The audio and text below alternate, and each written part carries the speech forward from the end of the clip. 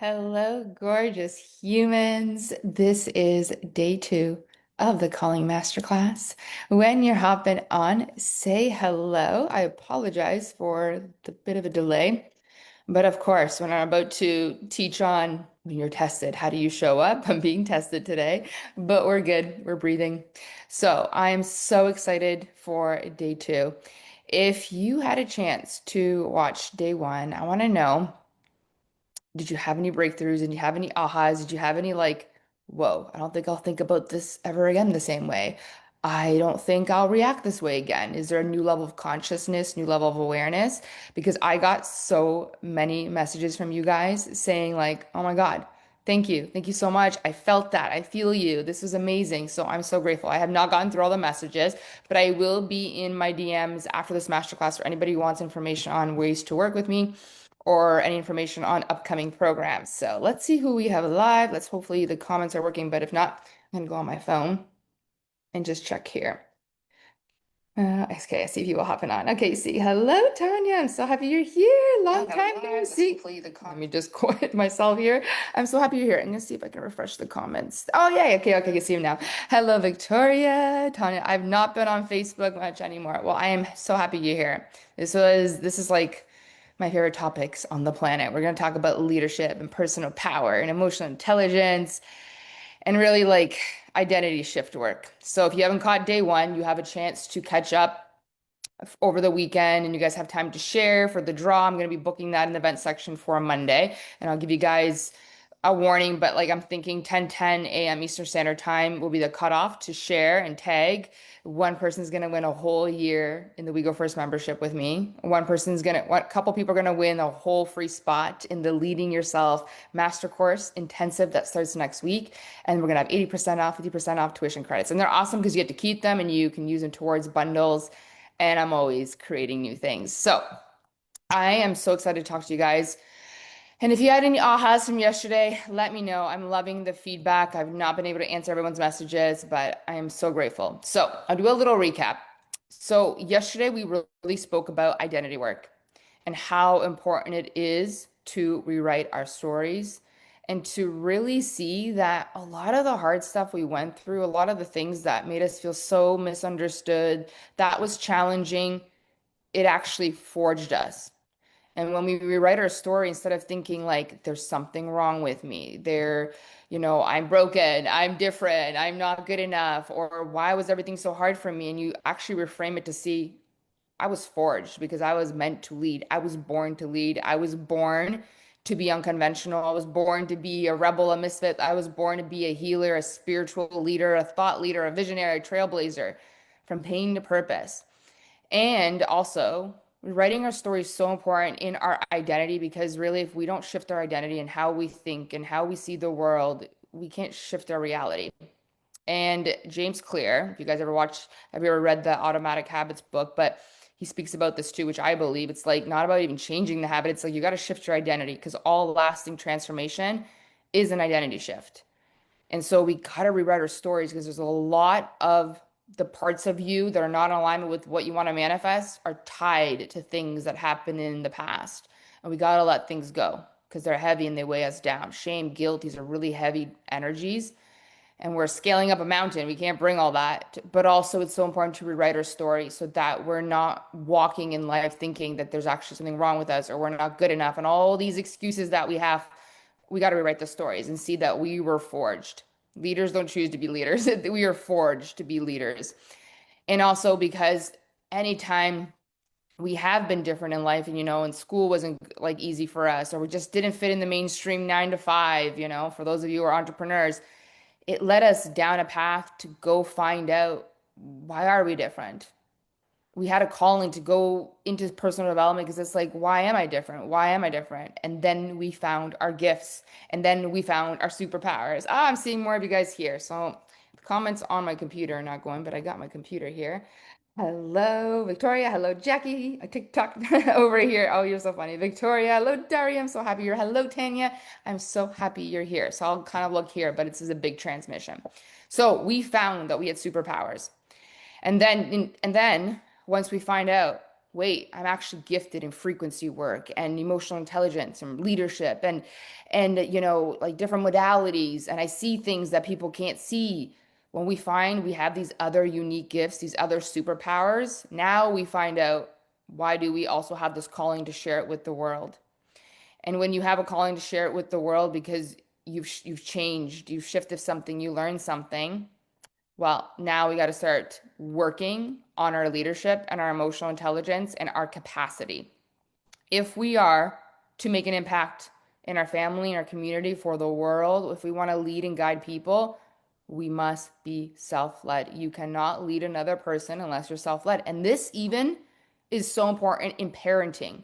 And parenting has changed a lot. It's not about do as I say. It's like you better lead by example or your kids do not listen, especially your teenagers. So if we are going to make impact and we are going to lead people, we must be self-led. And we have to overcome the things, our villains, our monsters that we talked about, which are mostly 99% internal. And we got to learn to lead ourselves through that. And then I want to really talk to you guys about tests and challenges and obstacles so that you can pivot and override them because this is part of your calling. Our dreams of making an impact in the world, and even if it's just in our family and you want to break generational curses, paradigms, the whole goal of really manifestation, especially big dreams, is we got to manifest our becoming. We got to manifest our energetic match. And you know the famous, brilliant Dr. Wayne Dyer that said, you don't attract what you want, you don't manifest what you want, you attract who you are. This is what I mean. You need to be manifesting the becoming of the person that is a match to the things that you desire. And you have it in you, you have the gifts and the power. So when we look at our calling, whatever it is that, even if it's just a big dream you have, or you have a big calling, it's like, I want to leave an impact. I want to leave a mark in my community, on the planet. And we think about who we need to become, there is going to be inevitably challenges and tests. Even if you didn't want anything big, you're just like, Alina, I just literally want to live a cozy, safe life to 9 to 5. I love it, but life's not been good. I just want to shift something. The truth is, no matter if you have big dreams or not, it's impossible to go through life without life challenges and tests and plot twists. That's life. But for those of us who have this big calling where we actually want to impact people, that calling you have, it is going to require you to grow. Your calling is going to require you to change. Your calling is going to require you to learn. Your calling is going to require you to stretch. And this calling is going to also require you, if you want to impact people, is going to require you to be a leader. It's going to require you to be self-led, because with great power comes great responsibility. You know, Spider-Man's uncle, great power comes with great responsibility. And even when you help people, you have to learn to treat them with respect, because working with a lot of people, people come with baggage, people come with triggers, people come with, I'm having a hard time and I'm going to project it on you. People come with expectations. People come with their own challenges, pressures, projections. And so we got to train. And today we're going to train for our glory. We're going to train for this mission and the people that we are meant to serve, because we can do this, because with our calling, we've been given everything we need, and humans are meant to grow and evolve, and we get to stretch.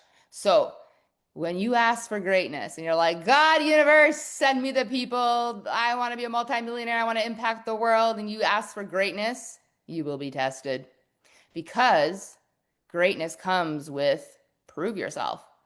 A great sailor doesn't become great at sailing because he sailed the calm seas and sunny skies. That's not what makes a great sailor. A great sailor became the great sailor because he was tested, sailing through the darkest storms and the craziest waves, and then he came back to tell the story. A great pilot didn't become a great pilot because of flying clear blue skies and sunny skies. A great pilot became great at flying because he flew through the darkest, grayest, stormiest of skies. And so the first thing we have to accept on our hero journey, on our calling, is there's going to be challenges, there's going to be hurdles, there's going to be obstacles. But that's what makes a hero a hero. That's what makes you legendary. That's what makes you a trailblazer, because of the actual challenges you overcome. And that's what makes a story It's what makes us great. And this is what inspires other people. My story is my story because of the roadblocks, because of the hurdles, because of the things I had to overcome. Your story is your story that inspires other people because of the challenges, the obstacles that you had to overcome. We would not care what Oprah had to say or who Walt Disney was or Tony Robbins or J.K. Rowling if their story was I was born with a golden spoon and everything was easy and there was never obstacles and I was given everything.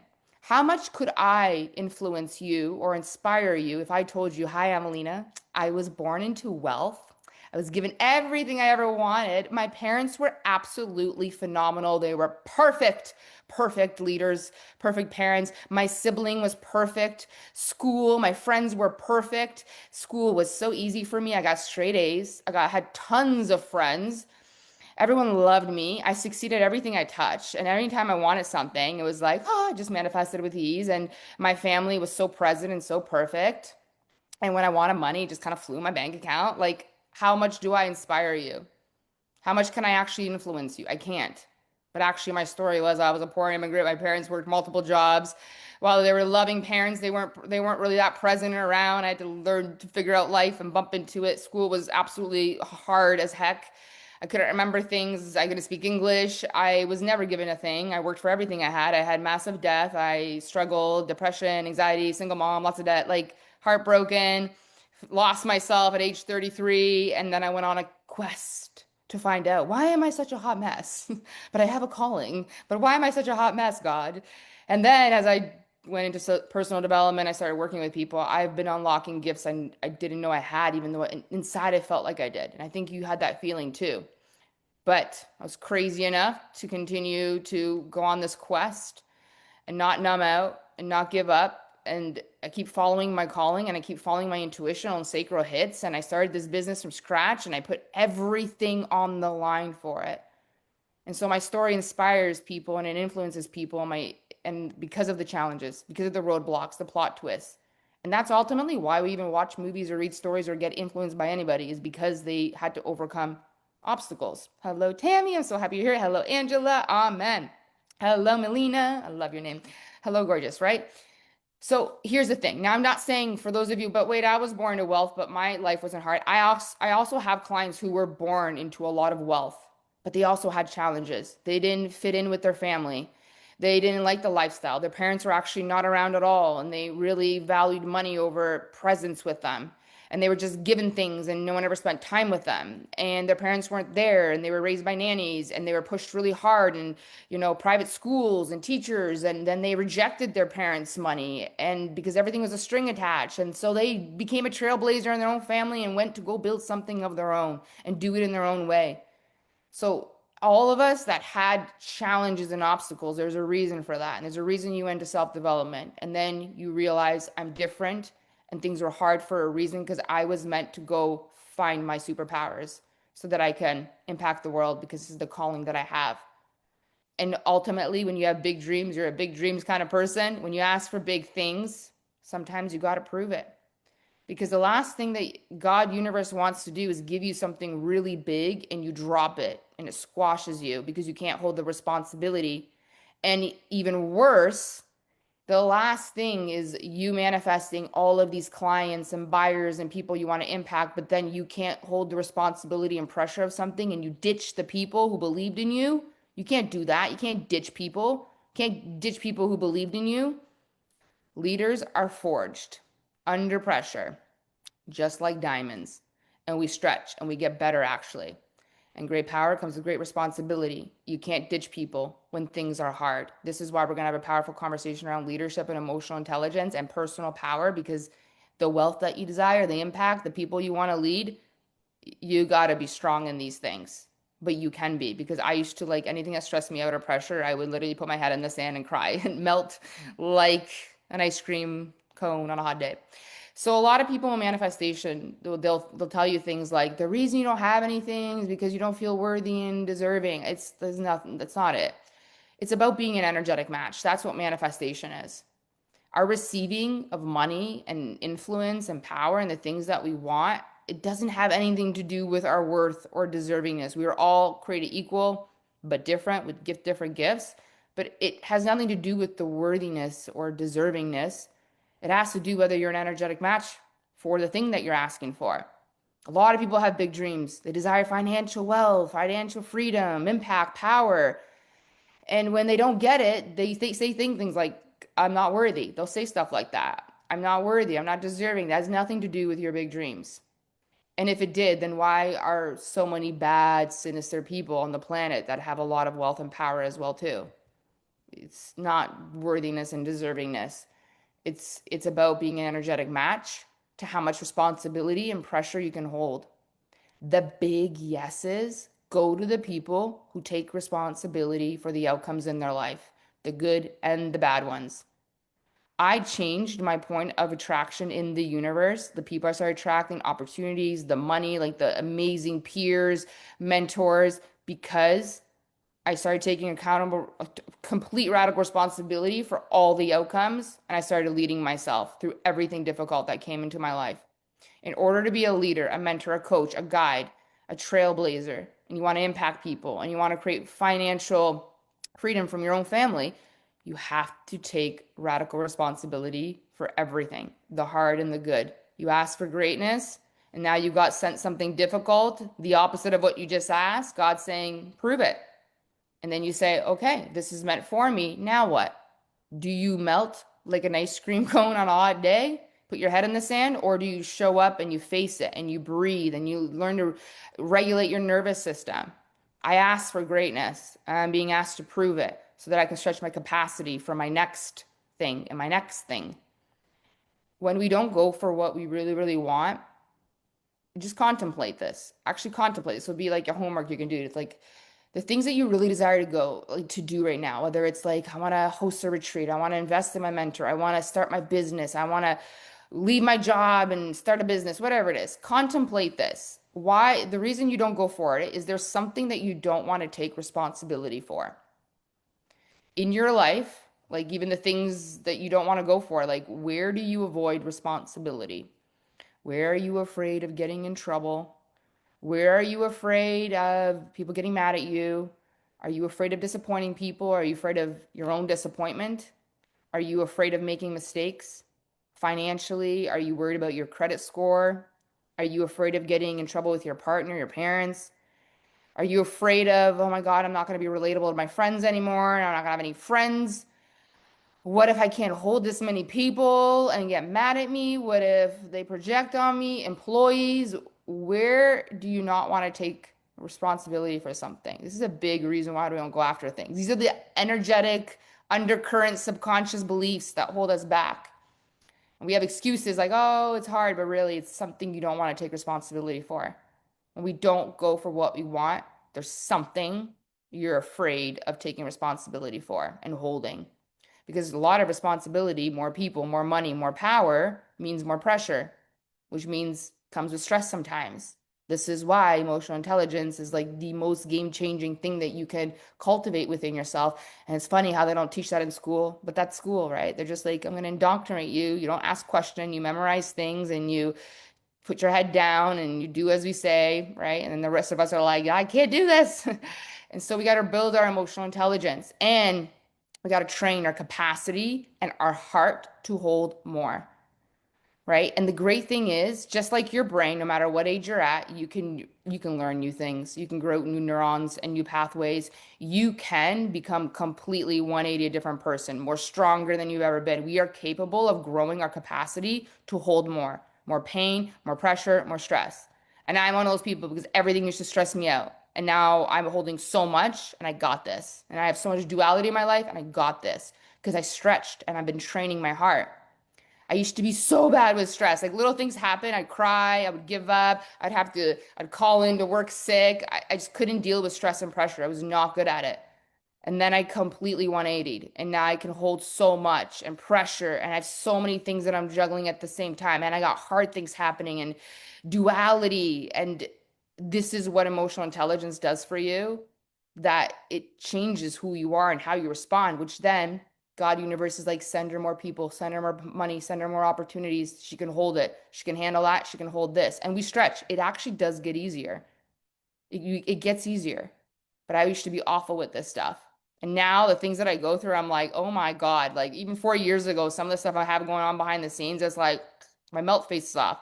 Sometimes I don't want to tell my partner what's going on because he gets even more stressed. And he's just like, what the, like, why are you doing this to yourself? Just retire. And I'm like, never, never. I can do this. I got this. Like honestly, mastering the art of walking with duality changes your life. Having personal power where like there's a difference between personal power and circumstantial power. Personal power is like no matter what. Circumstantial power is like you went to bed early, you got up on time, your kids were happy, everything worked out.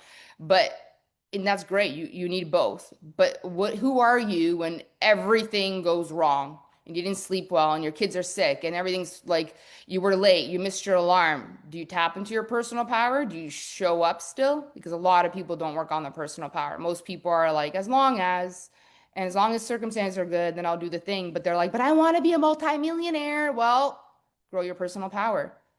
But you can, and we're capable at any age, at any time, you get to learn how to grow your responsibility, your heart capacity, your pressure, your ability to navigate stress.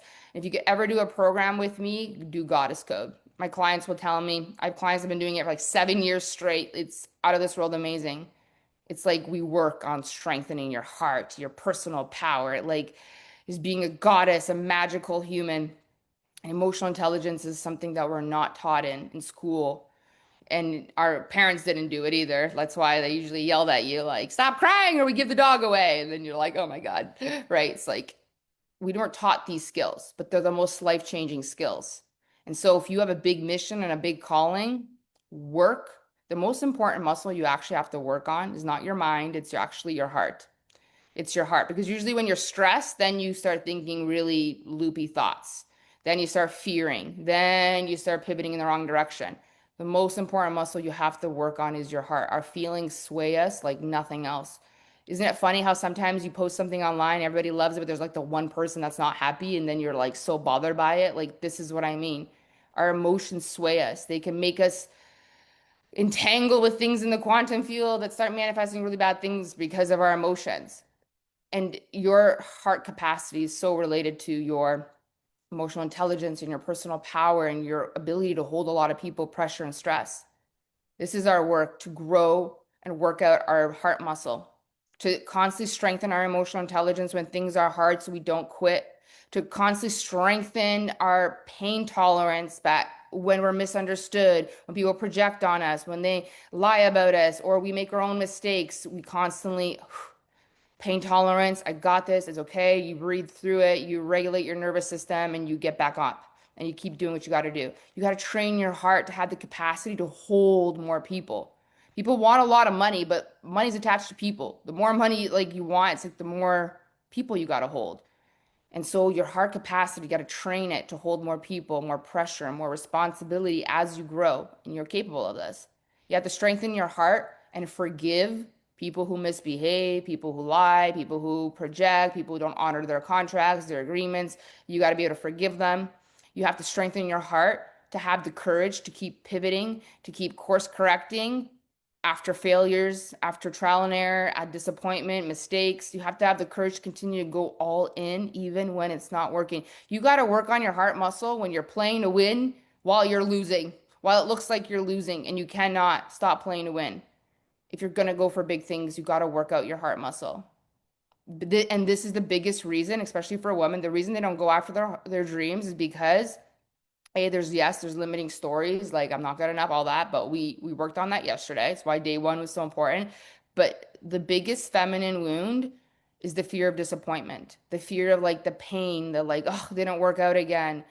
This is what we try to avoid. We try to protect our heart, but when we protect our heart, we end up living a very disappointing life, or we settle a lot and we are full of regrets. The disappointment wound is a huge one for women.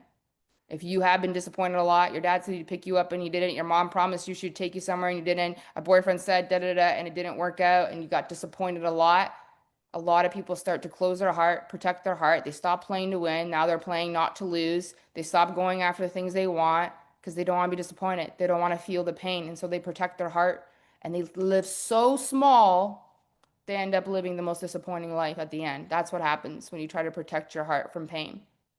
Do you know how many women do you know that had bad relationships with men and now they're like, I'll never trust a man? And I know women that have probably been single for like 20 years, older women, obviously, but like they've had so much bad relationship with men that they're like, I'm closing my heart for good. That's it. I'm never gonna get disappointed again.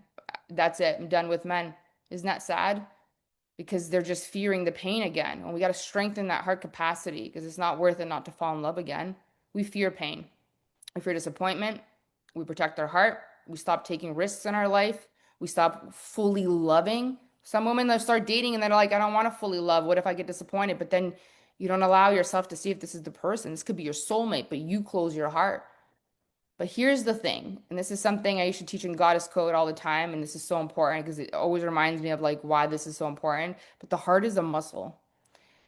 You're worried about your heart breaking and because you're going to be heartbroken from the disappointment, but your heart is a muscle. It doesn't break, it tears. It tears like a muscle in the gym. When you work out, you tear your muscle. And then what happens to your muscle? It grows stronger and bigger. So when you take risks, you're going to have some failures. You're going to bump into things. You're going to get disappointed. People are going to break your heart. You're going to tear your heart muscle, but then it strengthens your heart. You're more stronger. You have more capacity because the bigger the heart grows by being torn, the more you can hold people, the more you can hold the world, the more you can hold other people's stuff. It's okay to get little tears in your heart. You can't close it. The more pain you experience, the more your heart tears, the more it grows bigger, stronger, and the more people you can hold. And that's important when we're working on our dreams, especially for those of you who are like, I want to help people. I want to be a mentor. I want to be a guide. I want to be a thought leader, a trailblazer. I want to free my family financially. I want to take care of the people that are important to me. I want to help my community. And that's going to cause you to really like stretch your heart because holding people holding a lot of people comes with misunderstandings, projections, judgments, blame, their baggage, pressure, expectations, disappointments. And you got to be able to hold all that and not quit and not lose yourself and not make meanings about it. We got to train our heart. This is part of the mission. And you can do that no matter what age you're at. You can always learn new skills. You can stretch your capacity. And the more you do, the more you turn into a diamond because pressure creates diamonds.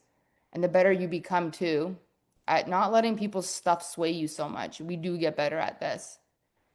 You are made to handle the pressure with your calling. A lot of women hire me and they come to me and they have this like one big problem they tell me, and this is like taking up their whole life. And they're like, help me with this problem. I can't handle it. And I don't focus on the problem with them. I focus on the woman becoming so strong, so big in her personal power that then the problem is so small. It's like, what was I even worried about? I got this. It's crazy how sometimes we think these little problems we have in our life, they seem so big and they take up so much energy, thought energy, your emotions. But then when you grow your heart, you grow your capacity, your personal power, the problems, they seem so small. And you know what energy in a woman that actually makes them the strongest and the sexiest and the ones where we're just like, that woman is a powerhouse. It's not the badass energy.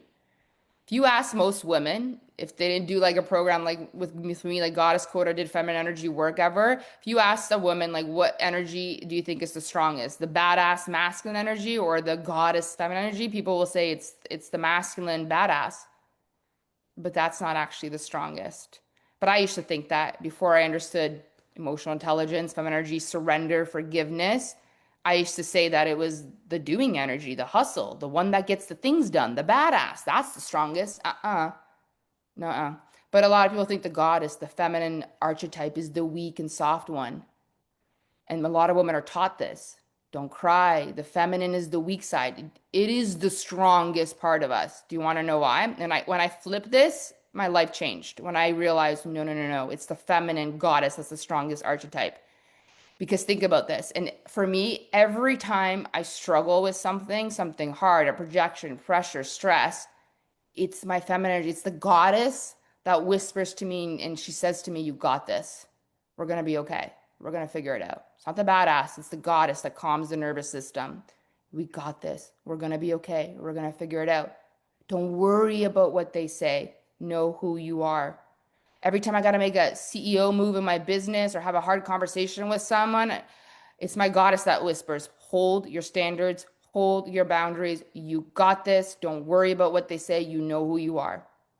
It's always the feminine, the goddess, the intuitive part of us that guides us when we need courage in our life, when we need power in our life, when we need strength, healing, forgiveness, surrender, detachment, trust, faith. Hello, these are like basically all the hardest things. And it's the feminine energy that guides you through all of that, not the one that gets things done. And it saddens me to see a lot of women like, oh, don't cry in front of people, hold back your feelings, you know, don't be too strong, don't act like this. It's like the truth is we're actually stronger when we feel our feelings and we cry. On the outside, it looks like she looks weak when she's crying. On the outside, she looks soft because she's dancing in the rain, completely unapologetic. It looks soft, it looks weak on the outside. But really, it's strength because most people will never let themselves cry or cry in front of people. And how many women do you know are out there dancing in the rain, living their best life, dancing in the street because they're fearing what are other people going to think and say if I'm like this? So really, isn't it the feminine that's the brave one, the courageous one, the strong one? It's the goddess. When you can be a person who's all of you, you're strong in your tears while your face leaks, and you're the one that dances in the rain and you don't care what people think, and you dance in the streets and you celebrate yourself. That's courage. Because most people are worried, oh my God, what are people gonna think? That's strength when you do it anyways. That's the goddess. When you're the type of person who forgives when people project and disappoint you and misbehave, it's the feminine energy that's the strong one again. Because the feminine is the one that forgives and heals, does all the hard work, the courage. The feminine part of you as a woman is the strongest part of you. It's all about the emotions. It's all about personal power, detachment, trust, faith, surrender, courage. And the stronger you are in your feminine, the stronger your heart is, the stronger your emotional intelligence, the more you're going to be given power, the more you're going to be given big things in your life. Like I said, it's like if you can ever do a program like with me, like Goddess Code, there's a new round in September. It's going to be out of this world amazing. It's so good. And it's important to really work on this part of you because there's going to be pain. There's going to be people who misbehave. There's going to be people where you give everything and then all of a sudden they're angry about something and project it all on you. There's going to be extreme sadness on your journey. People are going to disappoint you. Things are not going to work out. But this is when people just give up. And it's like, I can't handle this anymore. But you can. You can. And honestly, I say negative, but quote unquote, because there's no negative emotions. They're just bad feeling emotions. But sad emotions are actually really beautiful in the human experience, and we're going to feel them all. Otherwise, we wouldn't even know what happiness is. I was having this mastermind call a couple of days ago with my clients in my sales program, and I was telling them, like, just think of you can let me know in the comments, what is your favorite movie that makes you cry? Or what's your favorite story that makes you cry? What's your favorite book that makes you cry? What is a beautiful movie that when you watch it, you cry? Like one of my favorite movies, the first movie I ever cried was Braveheart, of course. I always laugh at the things I even liked as a kid. I'm like, of course, Joan of Arc, like these are the things. And I used to bawl my eyes out of Braveheart. P.S. I Love You. Oh my God, I love that movie. My Girl makes me cry. I watched it with my girls the other day. The Notebook. So think of your favorite movies that make you cry. Oh, is this lagging again? No, I can see you guys. Okay. You can let me go in the comments. So if you could think of your favorite movies that make you cry, that move you, that you love so much, even though you bawl your eyes out, if you actually took all the parts from the movie that were sad, if you took all the sadness and pain away from those movies, is it still a good movie? No. Sadness is beautiful. But sadness is taught in our world that it's bad and it's negative and you shouldn't show it and it's like don't have it. But we literally watch movies that make us cry because it's so beautiful. What if you lived your life like that and like when you had sad moments, it's a beautiful part of my story. If we didn't even have sadness, we wouldn't even know what happiness is. So next time you cry and you're sad, fill up your bathtub with rose petals and cry and find the beauty in it. And remember, it's all temporary and it all goes away. And when you go down, you go back up and you can handle hard things. Cry, cry because you can handle disappointment. It's going to happen. But you'll be disappointed even if you don't go after your dreams. Because then you'll be even more disappointed at the end of your life because you didn't take any risks. Our goal is always to walk with duality. And what that means is like even on your hardest days, you gotta reach for something good. This is how we don't entangle in things that we don't want to manifest, is to find something you're grateful for and to let happiness come in and destroy the sadness. Walk with duality. Find happiness in your business, even though your relationship is falling apart. Your relationship falling apart, but then find something to be like happy about in your business. Find gratitude. Look at your health. Look at your children, and don't allow to be fully swayed by the bad stuff. We want big vibe, not high vibe. Big vibe. And the faster that you can get out of sulking and feeling really bad about yourself or punishing yourself, and you forgive yourself and you cry it out and you rely, the faster you recalibrate, the bigger your frequency becomes in the world and the more power and influence you are given. To live a life without pain and sadness is to live a life so safe that you literally should not probably leave your house. Because even if you leave your house, someone's gonna piss you off by cutting you off. But the truth is, if you live a life trying to avoid pain, you also can't allow joy in. You can't block one emotion and not let other ones in. This is like Katie Bryan's work. You block out trying to numb out the bad. You don't even allow the bliss and the pleasure and the best feelings you can possibly feel. And then you'll just get to the end of your life regretting it like most people do. Should have went after that. I should have told that guy I loved him. I should have started the thing. I should have got back up after that failure. Oh my God, I failed at launch 10 times. I should have just kept going. This is the conversation you're going to have on your deathbed. This is what you're going to have. You got to continue to play to win because that's what you came to. You're not bringing these material things with you. Like you're like, I got to keep my money. You're not bringing the money with you. You're bringing your memories. So if you try to hoard everything and play safe so that you don't get hurt, you're just going to live a life of regret. And on your deathbed, all you're going to remember is how you didn't do anything and you just have material things that you can't even use. You're not taking them to the next realm. So there's going to be hard stuff. I'm not saying it's always going to be hard. There's going to be amazing things. I still would not regret this journey, even though it's been like the hardest stuff has tested me. But I would never ever give it up again. Jackie Titanic. Yes, Titanic. Oh my God, right? Big vibe walking. Hello, Ella. I'm so happy you're here. Yes, Tanya says truth. There's going to be hard stuff. There's going to be obstacles, but that's what makes the story. That's what inspires people. You know, for those of you who are coaches and mentors, it's your stories that help people calibrate. It's your stories that help people move and walk because of the story. There's gotta be obstacles. The hero's journey, every movie you watch, the hero got better because, ooh, a villain, because, ooh, the hard thing. And you course correct and you pivot. And that's what it means to be a trailblazer and a leader and a mentor, is the person that's like, I go first no matter if there's obstacles. People often ask, though, I always get this question like, Alina, but at what point, when you're tested so much and you're failing so much and it's so freaking hard, do you know it's time to give up on your dream? And I said, never. You never give up on the dream. Because it took Edison 1,000 attempts, 1,000 failed attempts to make the light bulb. You never give up on the dream because it took Walt Disney to go to 33 banks presenting over and over again. And people are like, no, until he could fund Disney what it is today. The Beatles were told they sucked and they would never be famous. Oprah said they told Oprah there's no way she could ever be on TV. I think Meryl Streep was told that she sucked and was ugly. J.K. Rowling was denied like 13 times, and she was a depressed mom on the verge of homelessness with 3 kids, and she was rejected 13 times by publishers for Harry Potter, and then became a female billionaire writer, the first one, because she just continued to play to win even when it looks like you're losing. You got to play to win even when you think you're losing. Because God, before He can give you the dream and the people, you got to be tested. How much courage do you have? How much personal power? How much do you still play to win when you're losing? Because the more you walk and you keep believing and you keep surrendering and having faith, it will determine how big your dream can be and how much people you're given. We are manifesting our becoming. You want big things, but you got to manifest the becoming to holding those things. And especially when it comes to people, you can't ditch people when it gets hard. How is this going to work?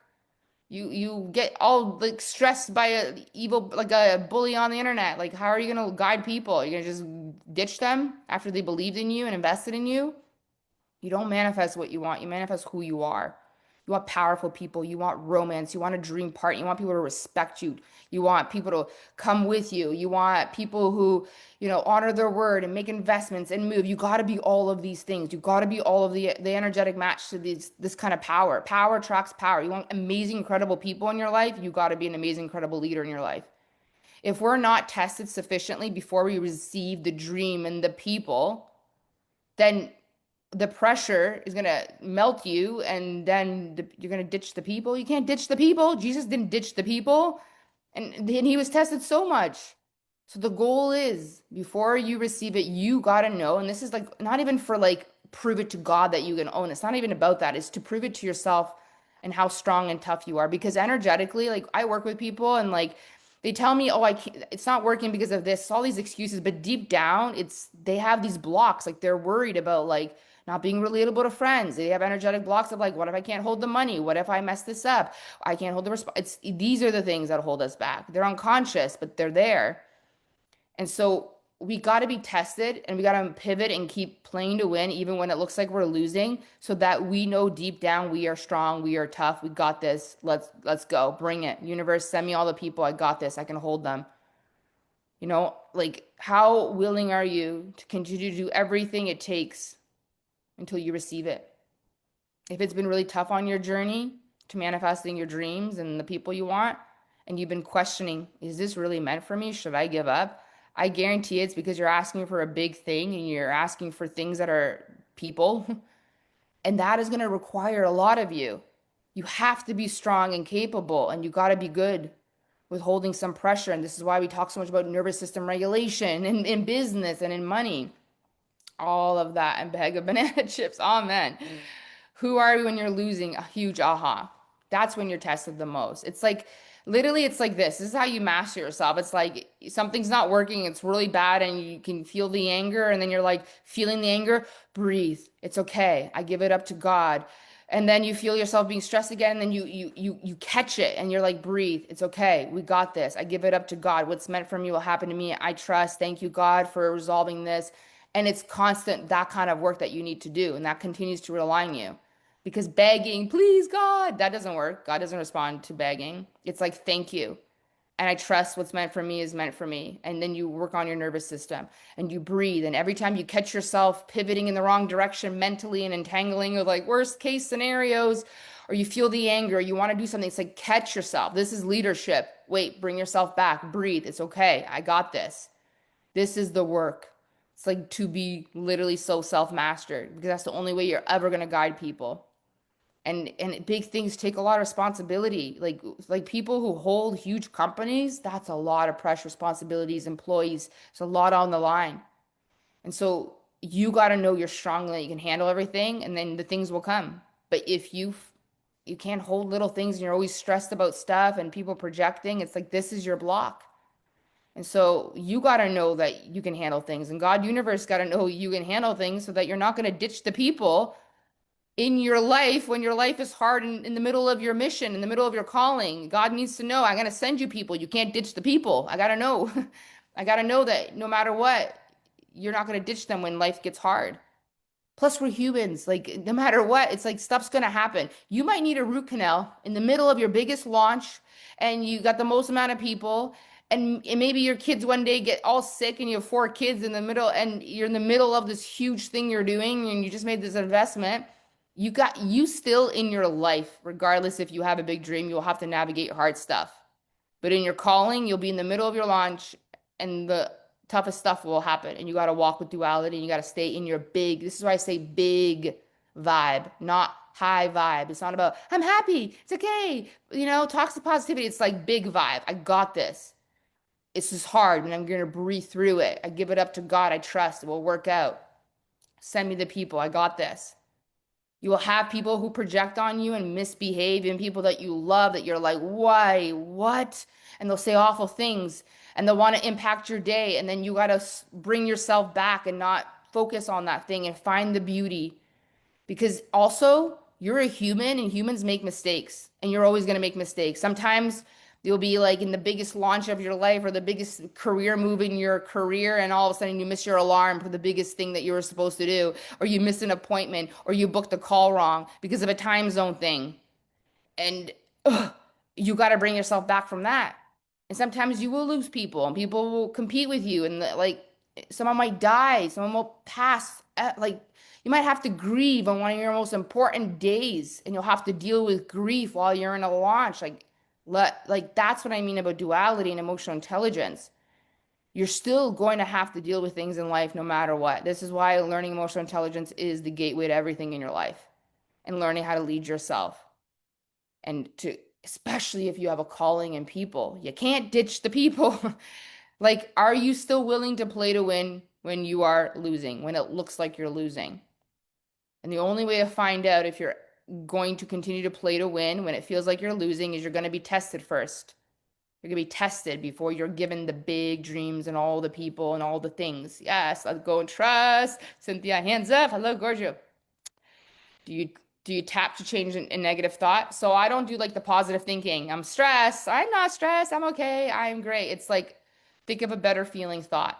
And for me, a better feeling thought when I'm in like this is hard. I'm so stressed. Like I don't feel good. This is really bad. Instead of being like I'm okay, toxic. That's what I mean about bypassing spiritually. So I believe in a better feeling thought. So it's like this is really difficult, but what's one better feeling thought that gets me to neutral, which is like I'm going to be okay. I'm going to figure it out. I always figure it out. Somehow it always works out. I give it up to God. I trust this. I asked for something. This was given to me. I trust it will work out. I believe in miracles. Better feeling thought. Just like, not, I'm great. I'm a multimillionaire. I just received this horrible thing. But it's like, what's one better feeling thought? I'm going to be okay. I'll figure it out. Miracles happen. I'm going to trust God. God's going to provide. I give it up to God. So, before people hate when I say this though, but deep down, you know this is true. The only way to be sure you will continue to play when you're losing is to continue to play now, to continue to play to win now when you're currently losing and it looks like you're failing. That, like, that's hard to accept, but this is the truth. You need to be tested in your responsibility before the dreams and the people come. You want to lead people, you want to mentor people. Your dreams, your self actualization doesn't just touch you, it touches other people. When people invest in you, even right now, I'm so grateful for everybody who's investing time and watching me on replay. Like, you're choosing to invest your time and energy with me, and I'm so grateful for that. Thank you so much. And so, you got to remember that every time people spend time with you, energy with you, resources with you, you can't let these people down. Once hard things happen in your life, you got to walk with the duality. You got to breathe. I got this. I asked for this. Let's go. God needs to make sure you're strong before the people come. And this is why, like, for those of you who are interested in like being an extraordinary coach and you want to learn to sell and grow a business on your own terms, like you get to be with me for 2 months in the mastermind, the Coach Academy Mastermind. And then you're going to be first doing the Lead Yourself First Master Course that starts next week. But we got to get ready to guide people. And this is like next level conversations. What we talking about here is like the pre-work. And if you love this, we're going to move into like some amazing, amazing conversations and teachings. And they're life changing because for those of you who have kids and you have a family, and things are not good there, or people are not listening to you, and you want to really be like, you got to be a leader. Leadership starts in the family, it starts in the home. I often say this to my clients, but it's like your kids, they test you for a reason because your clients, you have the best client for 4 years, and all of a sudden they just change and they start projecting on you, and things happen and misbehave, and you still got to love them like you love your kids when they have a moment that's like, "Ugh," you can't take away the love. And so you get tested with your family and your kids. And so even the lead yourself first, this is not for mentors, just for mentors and coaches and, you know, entrepreneurs. It's like you want to be an extraordinary parent. You want to lead by example.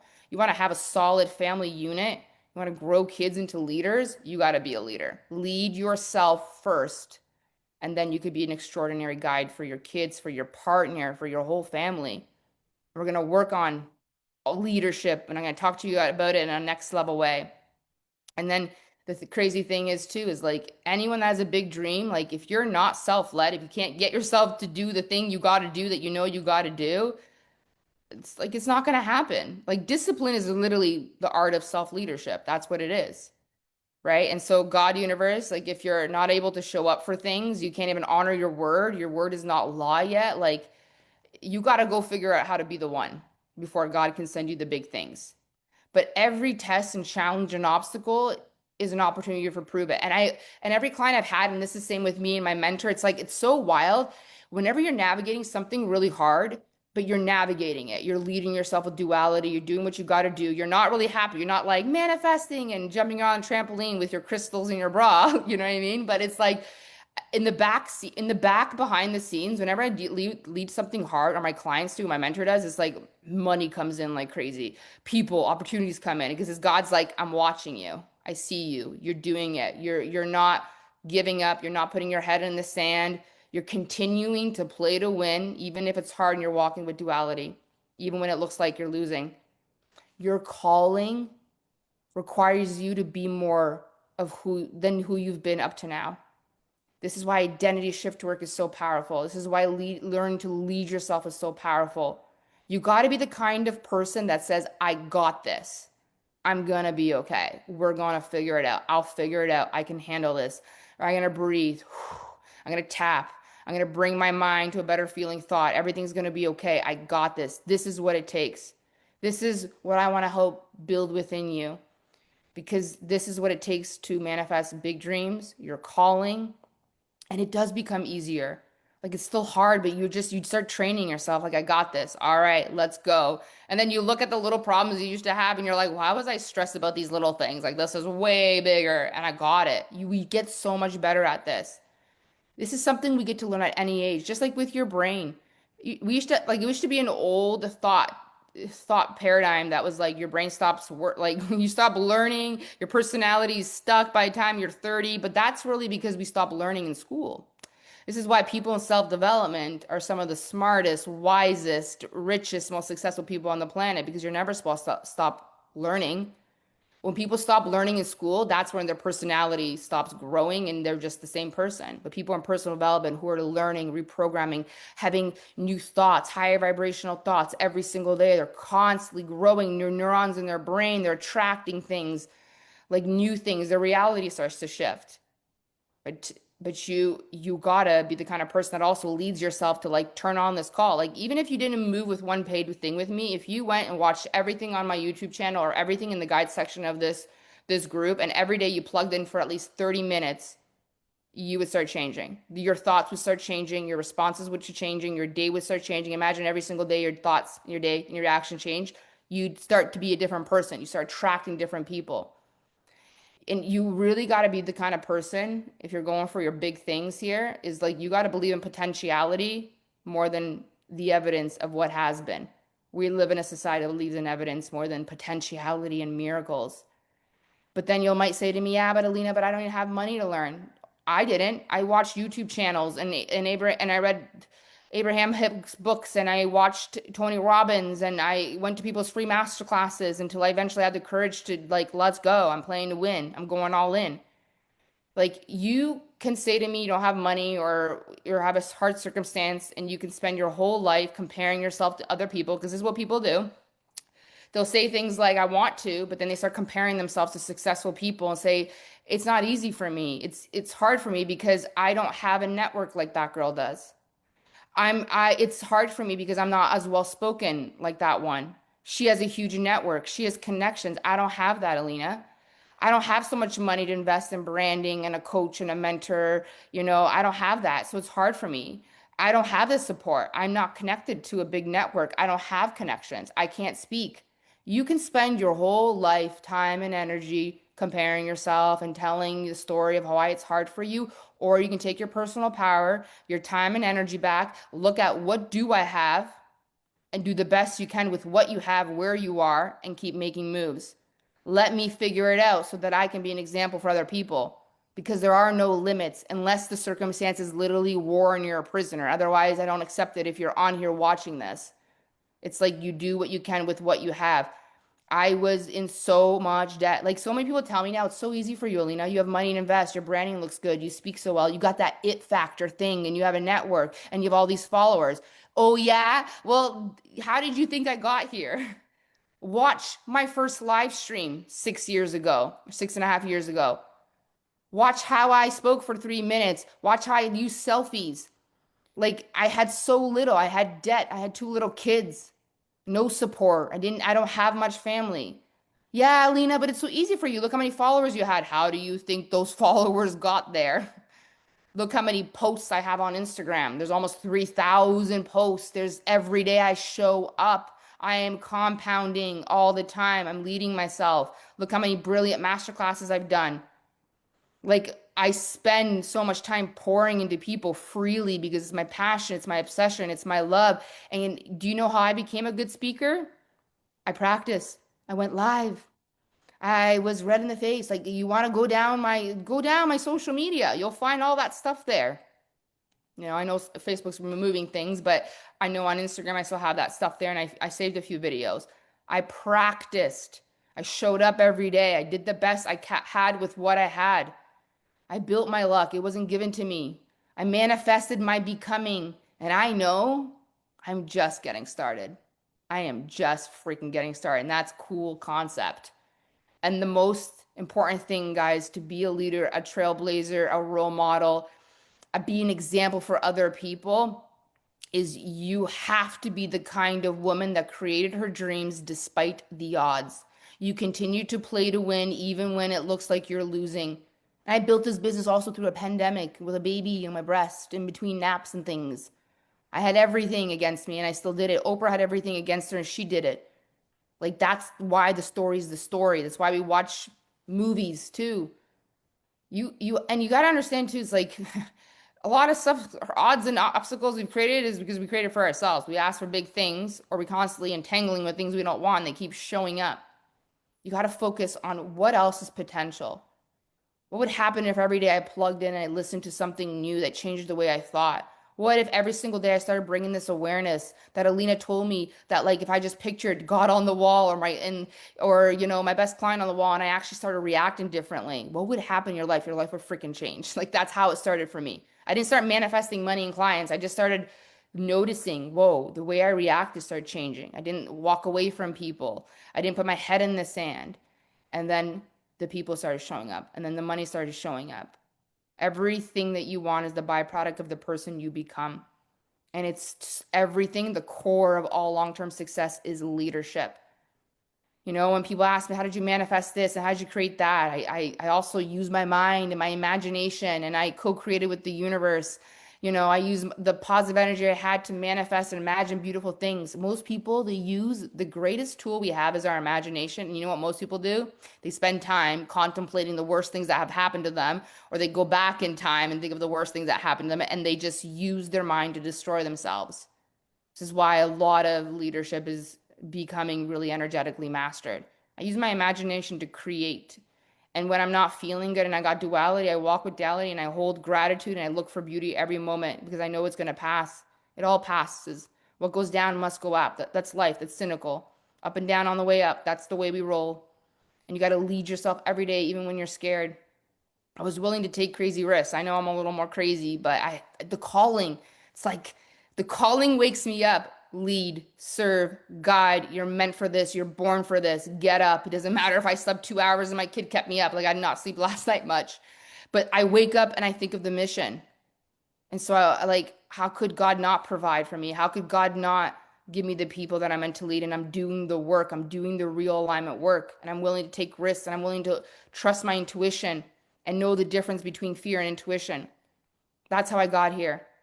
It's sad people don't want to hear that. They just always want to know, like, tell me the strategy. What kind of habits do you do? How do you visualize? Like, what kind of crystal rocks do you put in your bra? Like, I don't even believe in like consistent rituals, actually. I believe in really trusting what am I called to do right now. But there is no one-step plan for success, guys. There is no magical strategy. It's always who you are. It's like even modalities. It's like some people ask me, do I need to be certified to be a coach? Not one person's ever asked me. The greatest mentors I've ever hired, all the mentors I have don't have certifications because really, like, someone can go get certified to be a life coach and they just clicked a bunch of things. How do you know the person's good?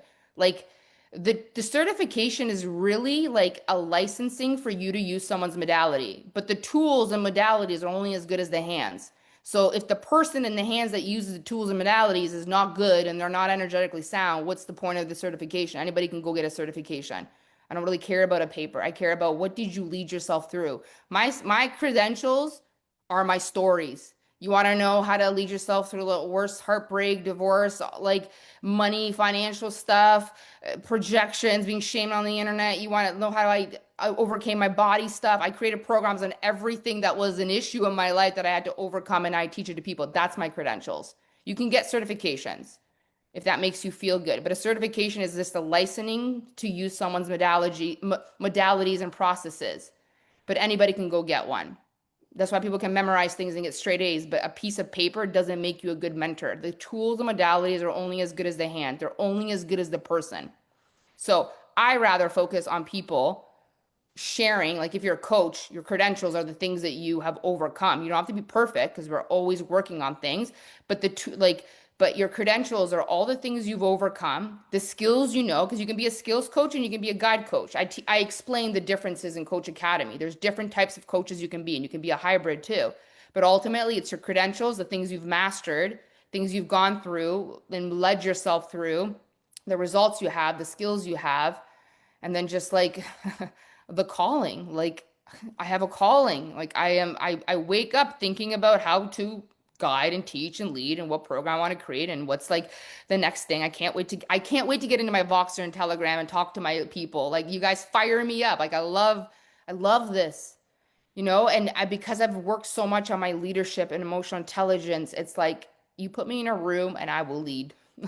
You throw me to the wolves, I'll come back leading the wolves. Like I know that about myself. I have this conviction because of all again, the tests, the hurdles, the obstacles. It's like every time I'm like, next level, next level. And that's how I want every woman to feel. Like she got this. No matter what shows up, it's like, I got this. I can handle this. And the story makes your story the story. That was so profound. Certification. It is. And nothing's wrong with that. I just want to tell you that. But what a certification is like it's you're getting licensed to use someone's processes and modalities and tools. But literally you can go online and people can just like pass it. Does that actually make someone a good coach and guide? No. There are people in school that know how to memorize things. Does that make them a really good, unless they're actually using it's like the tools are only as good as the person who's using them. So I love you can get the certifications, but I rather you be a coach and a skills coach and a guide coach because of what you've mastered. It's why I only teach what I've mastered. Whatever results I'm selling, it's like the skills that I have. I know how to sell, I know how to market, I know how to get through things. Your certifications are your stories, the things you've mastered, the things you've overcome. And then you can learn modalities, you can have certification, you can use tools, you can use all that stuff. But ultimately, they're only as good as the hands. They're only as good as you being good at using them. So tell me, I want to know, where do you have roadblocks and obstacles in your life right now that you're telling yourself as to why you can't do the thing? Where are you having a call to do something, but you're like, yeah, but I got this situation, I got this thing, I got this obstacle. Like, I wish, Alina, I could be an entrepreneur, start my own business, and quit my 9 to 5 job, but I have no network. Well, yeah. How's it going to be a good story if you had a network? See what I mean? I want to invest, Alina, into but I just don't have the money. Well, how would it be a good story if your mommy and daddy supplied everything to you and it just appeared in your bank? Who's going to be inspired by you? How's that going to be a good story? I love to be a mentor, Lena, but I am navigating some hard things in my life right now. And so, well, yeah, that's the story. How are you going to be a great mentor with other people if you don't move through the hard stuff? If you have no stories to share? The things you want, you got to be forged into the person who has them, especially when it comes to leading people. Even your kids. You think your kids listen to you to eat healthy stuff if you're not eating healthy stuff? No. Like your kids watch you. Don't tell me to do something that you're not doing. You want me to exercise? Are you exercising? Like this is, you know what I mean? Leadership, even in parenting, has changed so much. It's not do as I say. It's like watch me as I lead by example. You are the hero. You are your greatest asset. And you can change your mind. You can change your identity. You can learn skills. Every skill, like I can teach you how to market. I can teach you how to sell. I can teach you how to build a business. I can teach you how to overcome things. Like we have cheat codes. That's why mentors and coaches are so cool because it's like I help you collapse time. It took me 6 years to learn this. I'll teach you on a coaching call. Like, and then everything you've overcome, those are your credentials that you tell your story that inspires people to rise. Anytime you get a challenge in your life, Remember this. This is a cool analogy. But an arrow is only shot by pulling it backwards. So when life knocks you down with challenges, it's about to launch you into something great. So play to win, play to win. And I've noticed that in my life that I go backwards. It looks like I'm going into like, have you ever heard of a caterpillars? Like caterpillars turn to goop before they turn to a butterfly. But it kind of looks like you're dying, right? You're turning to goop. Like imagine other caterpillars, like don't go in the cocoon, you're gonna die. You turn to goop, no one comes out. You don't come out alive and you go in the cocoon. That's kind of like life. Sometimes if you notice, like you're on a roll, but then everything feels like you're going backwards, or like you're in your goop stage, but you're about to turn to a butterfly. And the only way an arrow is propelled forward is because life knocks you down and now it's about to launch you into something great. So you got to continue to play to win even when it looks like you're losing. How do you play to win when it looks like you're losing? Do you tap into your faith? Do you give it up to God? Do you continue to trust? Do you surrender? Do you breathe? Do you stretch your heart capacity? Do you think of a better feeling thought? I got this. I can figure it out. Because I am no matter what. And I'm going to figure it out. My whole life has been like, figure it out, bump into things, figure it out. Because that's what trailblazers do. They pivot, they course correct. The best entrepreneurs are the ones that are like, oh yeah, pandemic, all right, pivot. Oh yeah, this thing, pivot. You can do hard things. I think the reason they actually say a woman's best friend is like a diamond is because diamonds are created under pressure. And women, we have been given pain codes. Even if you can't have babies, a sleeping volcano is still a volcano. But we have pain codes. We literally birth life. Like we bring souls in. We have a portal to the divine and we can hold pressure. We can have babies. We can shift identities. We hold the hardest things. The feminine is so powerful. The more pressure you hold in your life, the more you're being propelled into something great. Diamonds are created under pressure. You're a diamond, I'm a diamond, and we just have to. We're going to get through this. We're going to be okay. We're going to keep playing to win no matter what because I'm not getting get to the end of my life being one of those people who regrets it and thinks about I should have done this, should have done that. You're becoming, your calling is going to require you to hold hard things sometimes, but you can do it because you've been doing it your whole life. It's kind of funny too. It's like stretching your capacities, like having kids. Who here has more than one kid? If you're a parent, remember when we had a one kid and we're like, oh my God, why did I ever complain I had no time? This is like so stressful. But then you navigate because you stretch your capacity. And then you're like crazy enough to have another kid. And you're like, why did I ever complain with this one kid? This is so much harder. And then you adjust, you stretch your capacity, and then you have another kid or four kids. This is how business is. I had like one client, four people, and then now I have multiple memberships, programs, master classes I run. I have a Telegram, I have private clients, I got four kids. Like I stretched. I could never believe 4 years ago I could hold what I do, but we stretch, we get better. And it's really about navigating the hard stuff and knowing like I'm gonna stretch. Just like I raised one kid, I can raise another one. Like, and here's another thing too, is like just even being as a person, you gotta do hard things in your life because I remember this quote a long time ago, it was stuck with me, but it's like if you only do what's easy in life, your life will be hard. But if you do what's hard now, your life will actually become easier. This applies to everything.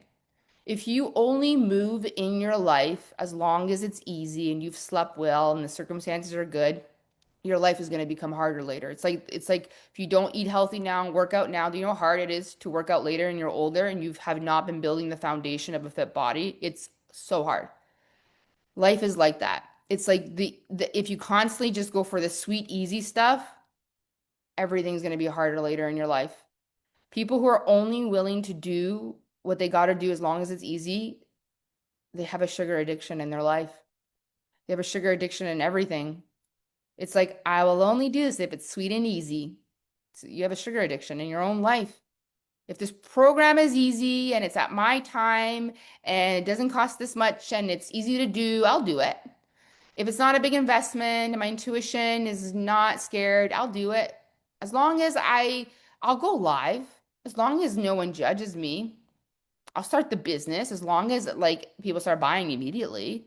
You got a sugar addiction in your life and it's never going to allow you to grow.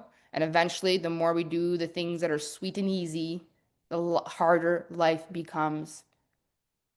So if you do hard things now, you actually become easier, more capable, more stronger, more competent. And then eventually, this is why they say things like The entrepreneurs that do the hard things now end up living a life that most people can't even fathom. Limitless freedom, location freedom, setting their families free because they're willing to do the hard things now. And then their life becomes easier. Same with fit people. The fit people you see in their 60s, 70s are the people who constantly did the hard things in the beginning that built the foundation. And then it becomes easier. So, do you have a sugar addiction in your life? Are you doing only things that are sweet and easy? Because that's biting in your butt. It's going to be hard later. And growth and evolution and leadership power sometimes means you got to eat things that suck. And I always say it's like you got to eat the frog first thing in the morning, and then the rest of your day becomes easy. And if you have one of those people who always tries to like, not gonna do the hard thing first in the morning, eat the frog first. Notice how much time, peace, space, and manifestation time you get when you do the hard thing first. When you do hard things now that scare you, you will eventually live a life most people can't comprehend, and then eventually tell you, oh, it's easy for you. Yeah, how do you think I got here? Stop being addicted to sweet, easy things. If you're going to trailblaze, you got to go to your edges because then you get to be the legend. And guess what? When you have a coach and a mentor, you're surrounded by a community of like people who also went through hard things and they have cheat codes that can give you like I never fear for any of my clients. I don't fear any for any of you. I've heard everything. I've helped people through the wildest things and I don't fear anyone. I don't fear anything for you. Like, and if you're here, you're also strong because we attract who we are. It's just the fear. And so when you have fear, you got to ask yourself, well, what would I do instead if I had faith? And then you give it up to God and you trust. If this is happening for me, then now what? And you do the next intuitive move. But I really don't believe God, universe doesn't send us things we can't handle. We're just being stretched because you're asking for something big. And we can work on your nervous system. You can learn all kinds of different modalities. You can breathe. We can work on growing your pain tolerance. You can stretch your capacity. You can end up holding more and more responsibility. Like I said, like I was a single mom with two little kids with no support. And I just like I had one client for the longest time. And I was creating a program for months on end and trying to go live and practicing. And I thought that was so much. I was like, this is so much. And I'm like, I can't have capacity for holding more people. Now I have four kids, two memberships, live programs, masterminds, private clients, Voxer, and I still live my best life every day. And I go to the gym and I hermit time and I have my own mentor and I learn like how, because you stretch and you become more efficient and faster at everything. We grow.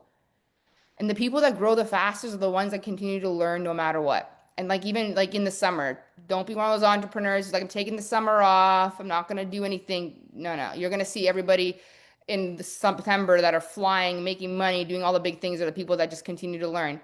I think it's cool when you're an anomaly and you're learning. There are a bunch of people who are coming into Coach Academy for the whole summer, and I have people coming in the We Go First. We're gonna do programs the whole summer, and then by the time September comes, it's like let's go, let's keep going. But people take time off. They stop working on things. They just start doing easy things, and then everything becomes like, oh, I got to get back on the pedal again. And it's hard to get in momentum when you get off. Not saying you got to do hours every day, but like if you actually want to change your life and you want to create something big, I'm sure you have time for 30 minutes, 40 minutes to plug into a program, to plug into a YouTube channel, a book. You do. People spend a lot of time scrolling and on TikTok and comparing themselves. Like you have time. You probably sit on the toilet so much you're about to give yourself like a hemorrhoid. Like you got time. You got time to write a post and you got time to go learn something. I always say to myself, every day is a valuable day because I learn something every single day, even on vacation. I'll plug into something, even if it's 15 minutes. Sometimes I'll go to the park with my kids and they don't need me playing with them. So I'll bring my AirPods and just plug in and listen to something when I'm doing laundry. Like there's always ways to do it. There are no excuses. And and the more that you stretch your capacity and you're willing to hold things, increase your pain tolerance, and you're rewiring your mind and you're thinking higher vibrational thoughts, you're shifting your identity, you're going to be given a lot of things. I used to be a personal trainer before being a life coach. I went through a lot of careers as a 6'2" managed head. So I've done a lot of things. I've learned a lot of from a lot of industries, which is cool. But one wisdom code that always changed my life in personal training is like that failure of the body is victory of the mind. And what this means is like when you lift to failure, again, you increase your capacity to lift more next time. Stretching your capacity to hold more people, more responsibility, more money, more pressure is the willingness to experience pain and failure. because that's how we grow and stretch. It's the exact same as in the gym. But most people aren't willing to fail and look bad and feel some pain. And so they never grow and they never self actualize, they never materialize their dreams. And they sit there comparing and telling people, oh, it's easy for you or it's not fair. But it's like all those people did the thing. They were willing to feel pain and failure. I felt so much, guys. I felt so much pain. Like, and I got better, stronger, wiser. Like, mistakes are not our mistakes, they're actually our wisdom. But as long as you're thinking, I can't do this, then you're acting like you can't, and so be it. That's your results. But if you let yourself be willing to feel pain and you increase your pain tolerance and you're lifting heavy weights, holding pressure, holding people's projections, you're stretching your capacity, and God, universe will send you more. The more you can hold duality. If you can handle things when you're really afraid and you stretch your capacity and you increase your pain tolerance and your pain tolerance for failure and you keep staying faithful to your faith and keep trusting and playing to win, you're going to manifest everything you've ever wanted. The money, the freedom, the influence. It will not be a problem for you. And my goal too, for those of you who want to be mentors and leaders, like I want you to become the greatest asset on the planet that everywhere you go, people can pay you for anything. I can't tell you what I do because every client you ask will tell you I did something different for them, whether it's their finances, starting a business, getting through their divorce, finding the love of their life, like, because that's what I train for. I want to be able to help anyone at any time, anywhere, and lead anything that's happening in any crisis and becoming the greatest asset. No matter what your age is, like you are capable of more than you have been. It's the stories, it's the attachment to the past, it's the shame and the guilt and the failures, it's the fears, it's the the pain, the disappointment, but you're going to be okay. Your brain does not stop growing. It's actually been proven. Every time you hear something new, if you've heard something new today, you grew a new neuron and you start creating new pathways. And the more you hear new things, the more you think and see different things, and then your life starts to change and your identity starts to change and your point of attraction in the universe starts to change. But it takes daily moves. So I want to ask you today, what is your next move? In whatever areas you want to work on right now, whatever your dream is, your calling is, what's the next move? And when I say next move, don't tell me a plan or a wish or step 10, because that's what most people do. Because if you say to me, I want to grow my following and influence on social media, Lena, that's not a next move. That's a plan. That's a wish. What's the actual next move that you could do today that's going to move you forward? It'd be like, I'm making a post today or I'm going live. That's a next move. What's your next move? I'm going to start working out and getting fit, Alina. That's not a move. That's a plan. What's your next move? I'm going to go upstairs today, pack my gym bag, set my alarm for 6, or I'm going to go to the gym right now. That's moves. That changes your life. You want to know why people over don't get anything they want in their life, especially like in fitness, in their business, they don't get the influence, they can't make the sales because people spend more time overthinking and procrastinating and trying to think of a 10-step plan, and then they don't ever get to where they want to go because actually you need to be thinking about your next move, not 10 steps ahead. Because things change all the time, anyways. And I have the greatest analogy for you, and you can keep this for the rest of your life. And every time I share with people, they're like, oh, this is so true, especially if you're an entrepreneur. Instead of thinking of all the plans and all the things you want to do in a year and a 10-step strategy plan, I want you to think of life as a chess game. And this is great for manifestation. Life is a chess game. Entrepreneurship is like a chess game. Manifestation is like a chess game. You can't just think about the destination and make big plans and how you're going to play to win. In chess, you can only make the one first move, and then the opponent has to respond, and then you make your next move. That's entrepreneurship. That's manifestation. You make a move, the universe responds, your audience responds. Something you get a response for something, and then you make another next move. And then you get a response, and then you make it. That's life. That's manifestation. That is literally entrepreneurship. You make a move, you look at what worked, what didn't work, how did people respond, then you make another move, then you look at what worked, what didn't work, then you go again, then you get a response. Most people are sitting there thinking about a plan all day long and did nothing all day long and procrastinate. Thinking 10 steps ahead is not even how you would win a chess game. You can't even think of the next step or the next move in a game of chess because you don't know how your opponent is going to respond. You don't know how the universe is going to respond. You don't know how your audience is going to respond. Stop thinking step 10 steps ahead. What's the next move you know you need to do? Like right after this live stream, what's my next move? Less thinking, more moving. Less thinking, more trial and error. Less thinking, more failure. Less thinking, more experimenting. That is the road to success. The law of action is actually what creates creation. Like there's a difference between a law of attraction and law of creation. I go over this in the prosperity laws program. If you ever do my We Go First membership, it's in there. It's out of this world amazing. And I explain the difference. But what's your next move? You got to stop thinking so much. You got to stop overthinking. You're wasting so much time, energy. And people think physically that they get burnt out, but you don't get physically burnt out. You get burnt out in your mind from all the overthinking and all the like, ooh, what if this happens and this there? No, no, no. It's like, let's go. What's my next move? Let me try this out. Let me increase my pain tolerance. More trial and error. Like we don't get burnt out because we're physically exhausted. We actually forget that thought energy and emotional energy takes up energy. When you're thinking a lot, you're actually depleting your energy. When you're feeling emotions a lot, you're burning energy. Like when your kids come home from school, they're not burnt out. They're exhausted physically because they using their mind, learning, playing sports. People are like, I'm burnt out because I hustle. You know, you're burnt out because you're overthinking too much. Let's go. What's the next move?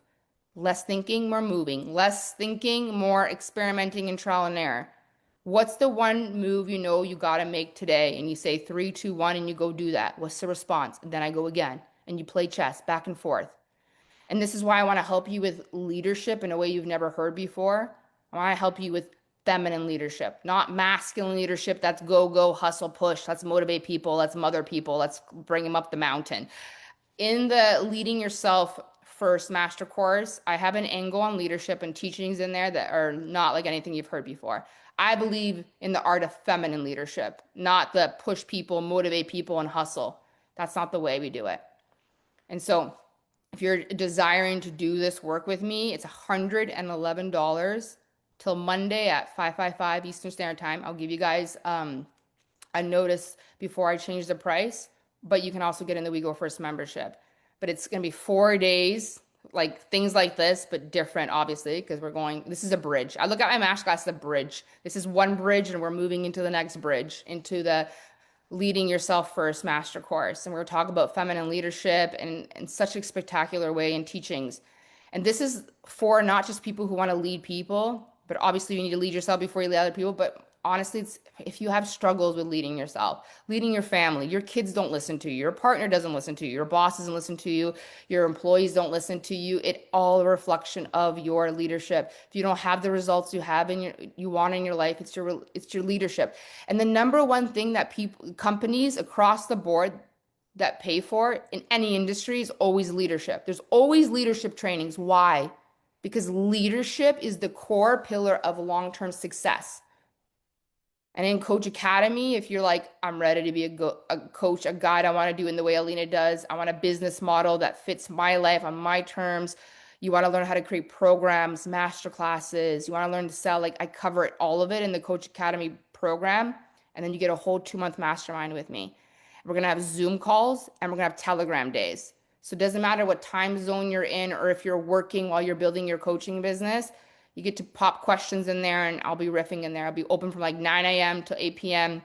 and you get to drop your questions and riff. And it's crazy because people will tell you, like I have a Telegram right now in my sales mastermind. And people are like, I don't even have questions. Or if I do, I listen to other people's questions in your riffs and it changes everything. I actually think programs were like, whoa. And now I'm like, masterminds are like, whoa, because I actually learned so much by watching people get coached too. So this is what you're gonna get, and it's $2,222. It's 2 months. You get the Coach Academy program, lifetime access, like I don't know, 25 modules in there, but you get to do it on your own time. You get me, you get other coaches in there. We have Telegram days, Zoom calls. You get the Leading Yourself First course that starts next week. And for those of you who are like, can't do that yet, do the Leading Yourself First master course. Like it's gonna be awesome. And it's $111 and then it will go up to 333 and it'll be lifetime access and there'll be opportunities for me to like mentor you too because I do everything live. And you know why I do everything live? Because it makes me a better mentor. Plus, I want to help you get what you need. I want you to be able to ask questions. I want you to be like connected to my energy, tap into my frequency. Like, just ask yourself too, for real, and hashtag replay. Is there anything in this masterclass that made you feel something? Have you felt activated in any way during this masterclass? Have you felt like something I said made you feel like I actually changed the way I look at things now? Or you're going to change the way you react? Or maybe you already had that? Do you feel more aware? Do you feel more alive? Do you feel more activated, more conscious? Is there something that made you shift in this masterclass, even if it was just the first day? Because I know I got a lot of messages that that was true. And I want to know for you watching right now or hashtag replay. Do you think if something difficult happened right now after this call, do you think you would respond differently? If you got tested, do you think you'd be able to find your power and put it down and still have a great day and walk with duality? What if almost every day you were plugged into calls like this around leadership, personal power, manifestation, quantum entanglement, body stuff like sales, branding, influence? Because I created the We Go First membership for that. When you enter that, there is no commitment. It's $111 a month. You pause, you go, you come, you stay, whatever you want to do. You can come test too. And there's already multiple programs and courses that you have access to, lifetime access. And every month I bring something new. Like we're going to do this 4-day intensive on leadership. It's going to be awesome. And then we're going to move into quantum manifestation in the summer and feminine energetics. I have some awesome things planned for us. But imagine every single day you learned something, or you had a higher vibrational thought, or you changed the way you responded to something. Do you think your life would start to change? It would. When I started self development, I was learning something every single day. Even with like having the two girls, like when they would play or go down for naps, or if I'm doing dishes, I'd plug in 15 minutes, 20 minutes, sometimes an hour, go for walks and listen, put a headpiece, do something like, and I was reprogramming my mind. I was changing the way I was reacting. It's going in there. Sometimes, even if you're not conscious, the truth is, it's when you're listening to things, it's actually going in. That's why hypnosis works really well. But things are going in there. And it was Jim Rohn that said, like, personal, spiritual, mental development is like taking a shower every day. If you want to stay squeaky clean in your energy and your mind, you got to take a shower every day. Come take a shower with me every day. Not literally, but you know what I mean.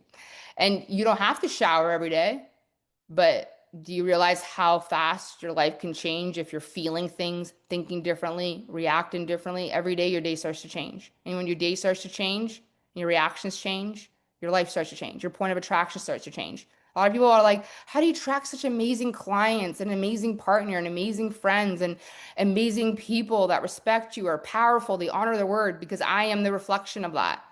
We attract who we are and like what we're capable of. But every day you got to plug into something. Like I said, I didn't invest right away. I did personal development through YouTube videos, free master classes that I found, podcasts. I got Audible, and it makes you start thinking differently. And at the core of my work is like my goal is to shift your identity, like to change your personality, because everything that you want is the byproduct of that. And you reality transformation is the byproduct of you shifting your identity, because who you have been, the way you think, the way you move, the way you feel is constantly attracting the same things over and over and over again. And money and wealth and impact is really the byproduct of the kind of person you become. Like, so there are ways to move with me, and there are other ways you can stay with me in my world. Like, I always love to come up with new master classes, like every month or every few months. We'll see how the summer goes. Might launch something near the end because I have a lot of things going on.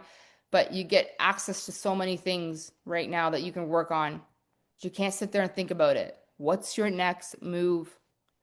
What's your next move? Because I've got a message already, people saying like this was like better than a program I just spent $1,000 for. And I'm like, that's awesome. Now imagine you came into my world and you're imagining the return of investment. Spend $111 with me a month, learning, growing. You got support. Because it's funny, people say I don't have money, but they'll go out for dinner. They'll go, how much does a night out with your kids at the movies cost? A trip to the trampoline park, takeout, nails, Uber, a facial. But they'll say, I can't change my life. I can't invest 111 or $1,000. Most of the stuff that you are wasting on immediate gratification is going in the garbage anyways. But changing your life, And then eventually having money that it doesn't matter if you go take out nails, Uber, and all the things, and you're powerful and wealthy, and you've shifted and you've attracted birth like amazing people in your life. Like, ah, I want to help you become a great asset everywhere you go. You're emotionally intelligent.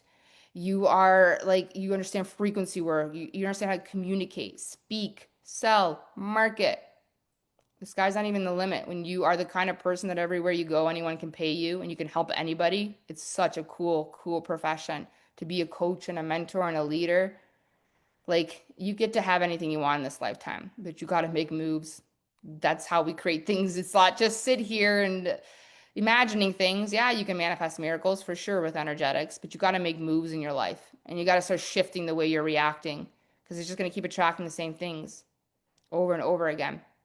So there are opportunities to win a whole year in the We Go First membership. And there's going to be an opportunity to win a free spot in the Leading Yourself First Master Course. And there'll be some chance to win 80% off, 50% off tuition credits towards bundles and programs. So all you have to do is share that video that I did yesterday on my personal page or take this graphic, the calling, tag me, and we're going to do a draw. I'm thinking like 12/12 Monday. The cutoff will be 10/10 so we can get all the names in the draw. And then I'll pick some people's out. And then if you want to get the Leading Yourself First course for $111 before the price goes up, I suggest jump on it before 5 p.m. Eastern Standard Time Monday. We're starting next Friday. So over the you in the We Go First membership, I'm going to be dropping the brand over the weekend.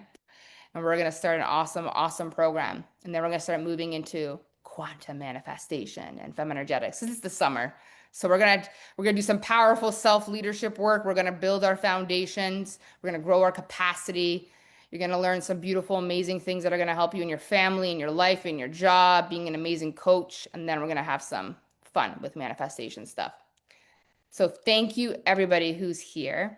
And if you guys have questions, if you want to ask about different offers, just message me. I will be in the DMs for a couple hours and later on tonight. And then throughout the weekend, if you want to ask me some questions, you can message me, send me a voice note. I'll send you one back. I love voice noting. If you have any messages to see if what's right for you, come. And if this is great for you where you are, stay in my free stuff. I have like a whole bunch of things on YouTube right now. I'm not growing my YouTube. I just kind of put my videos up there. And then there's a lot of stuff in this guide section too that you can dive into. And then anytime I have a free masterclass, come because I really bring my best. Okay, so true. My husband is a mechanic. He's self-taught, one of the best around. Yeah, shops fight for him. I have so many people like that, and they're not people with credentials and certifications because it's like the tools are only as good as the hands. Like, and it's so true, right? And it's like anybody can go get a degree, but are you actually good at the thing, especially in coaching and mentorship? Not everyone's meant to be a guide coach. Some of you are skills coaches, and what that really means is like, if you're a hairstylist and you are teaching people how to do ombre hair because you're excellent at it, like you're a skills coach. You can be a skills coach. You can literally teach people the skills of different modalities, processes, skills to sell, build a website. And you can be a hybrid. You can also be a guide coach. You're actually guiding people in their stuff and in their blocks and all the things. There's accountability coaching, like there's different kinds of coaching. So I explain the difference in Coach Academy. And when you join the mastermind, you immediately can go in there and you can start binging things and working on things. Awesome. I agree so much. Parenting has totally changed. The arrow. Wow. Yes. Miracles in the back end. Oh, I'm seeing all the comments now. Woo. Okay. I feel like you found my list of my calling. Oh, I just realized listening to this when hard stuff actually happens, I do well work under pressure and I will get through it. It's the overthinking. What if that paralyzed? A huge realization. I got this. Yeah. And this is mastery where it's like, Cynthia, every time it's like you feel it, you catch it, and you drop into faith and you just the better feeling thought changed my life. It's like not I'm okay, like everything's gonna work out. It's just like I'm gonna be okay. Like as calmly as possible, I'm gonna be okay. I'll figure it out. If it's meant to be, will be. I trust in miracles. I'm breathing, I'm alive. You look around, you go hug your dog, you can hold it. And the better you get, the more people you're gonna be sent. This is the magic of it. We gotta manifest our becoming. We go first is like Disneyland for for a born to be a mentor, for a goddess, for a mom, speaker, writer, artist, woman, coach, and Sabrina. Oh, thank you, Daria. Yeah, Coach Academies. I mean, we go first membership's cool. Like There's feminine stuff, there's body stuff, there's discipline stuff. I have a whole course on like collapsing time. I even have a prosperity laws, which is all about like law of attraction, law of creation. Like there's different already courses. And it's like you jump in at $111. There's like $13,000 worth of programs courses. You get to keep them all. You get to add yourself to all the groups. You keep the links and all the things.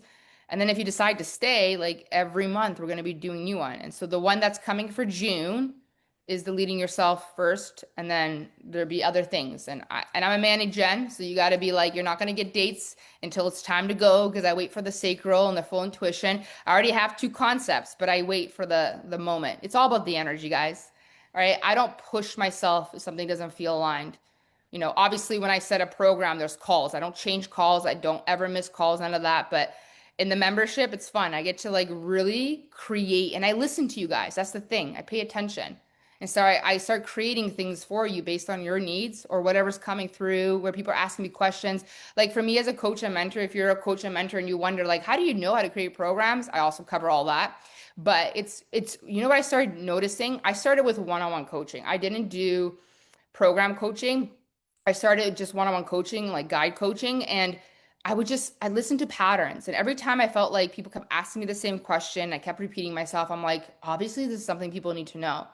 So if you're a coach and a mentor, like your programs um, are like the patterns, are the things that people keep asking you about. And I listen to my audience too. I read your comments, guys, and then it's just like, ooh, I need to create this. And people tell me like, no one has, I can't understand this, and I'll create it. And this is really fun for me too. And so and I do human design too, and I do human design purpose readings. Actually, Michelle signed up yesterday. I'm so excited. I love them. Like, so if you're ever interested, what else do I have? Just message me. I love voice noting. I don't do sales calls. I don't want to convince anybody of anything. I really want a squeaky clean business. If you feel the pull and you just have a couple questions, you slide into my DMs and I'll voice note you. You can voice note me, keep it simple, and ask me what you're looking for, and I'll tell you what I got, and I'll be very honest with you. But I will never sell to you. I really attract the greatest clients and buyers in my business. And I have a squeaky clean business because I'm here sharing my medicine. I know this stuff helped me. I know it can help you. I'm learning more. I have more to share. Oh, it's one-on-one. And if it's right for you and you like this, and sometimes you want to test, you want to start with a smaller offer, feel it out. And then you take what you like, leave the rest. I have no attachments to it.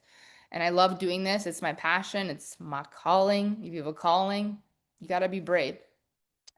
Thank you. 85% of what we worry about never happens, and 12% of the final 50% never happens as bad as we think. I know. Worry is such a waste of time. Worry, fear, thinking of worst case scenarios is the greatest waste of time.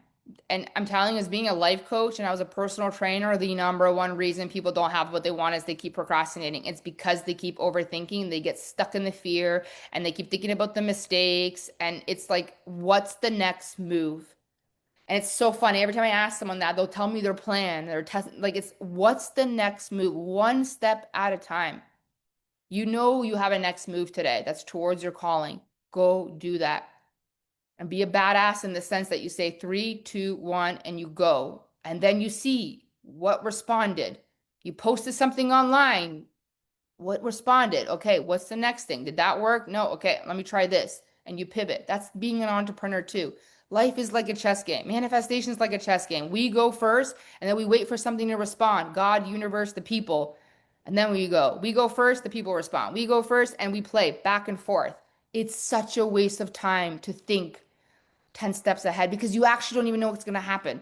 It's like I could have planned like a retreat, let's say, and think of all the steps and spent months planning and then a pandemic happened.